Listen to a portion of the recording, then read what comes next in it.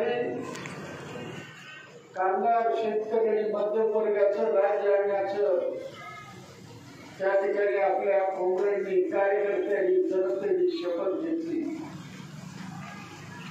आणि आज जवळजवळ 55 वर्ष उजाडतात त्या शक्तीच्या आसपास सुद्धा आपण पोचलेलं नाही आहे. म्हणून आपल्या सगळ्यांची जबाबदारी आहे. परवाची लोकसभेची निवडणूक झाली,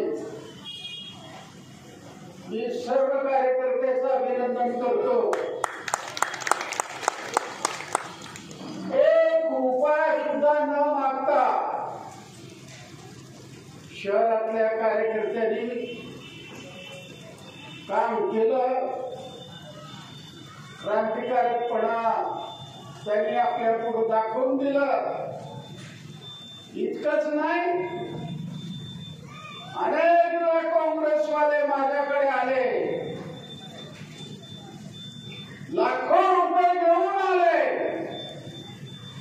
त्यांना मी सांगितलं, लाल झेंड्याला विकत घेणारा माणूस अजून जन्माला आलेला नाही. कोणाचाही 1 रुपया न घेता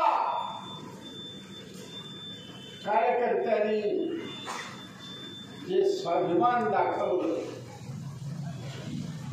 लाल झेंड्याला तुम्ही खरी सलामी दिली या लोकसभेच्या निवडणुकीमध्ये. आता आपल्या पुढे दुसरं आव्हान येणार आहे. मी परवा मुंबईला गेलो, काही IAS अधिकाऱ्यांनी मला सांगितलं 22 ते 26 ऑक्टोबरच्या दरम्यान महाराष्ट्राची विधानसभेची निवडणूक होण्याची शक्यता आहे. आपल्याला इंडिया आघाडी जागा सोडेल या भ्रमावर राहू नका. आतापासून त्यांचे कट चालू आहे. आपल्या ताकदीवर